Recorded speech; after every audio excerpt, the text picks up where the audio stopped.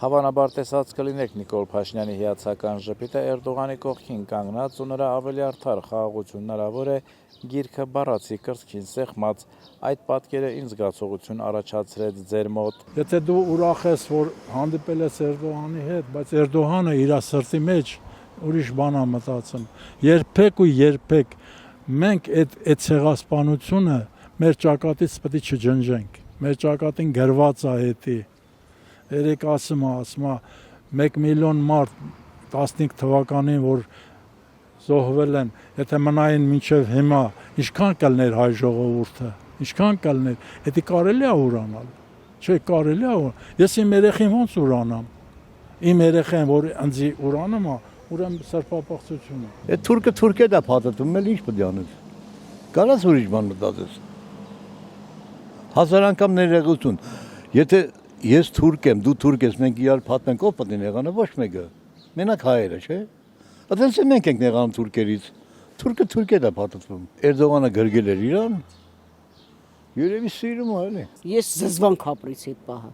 ավելի ճիշտ տելևիզոր անջատեցի։ Ամեն ինքը երբ ելույթ անում, ես տելևիզոր անջատում եմ, էդ էլ ասեմ։ Ոչ մի անգամ ես իր ելույթը չեմ լսում, որովհետև ինքը խոսալու ձև էլ չգիտի։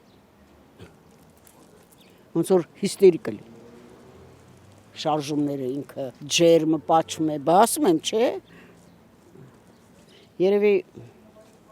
թուրքի վաստակայ չի։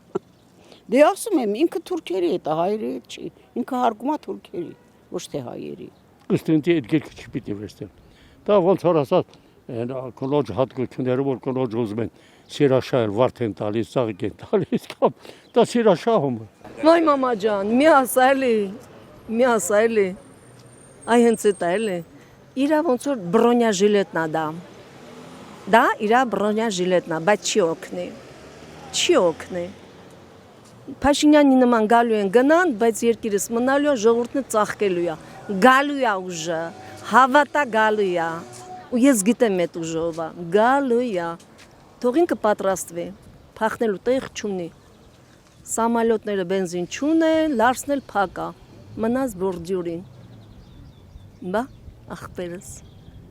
գնացի։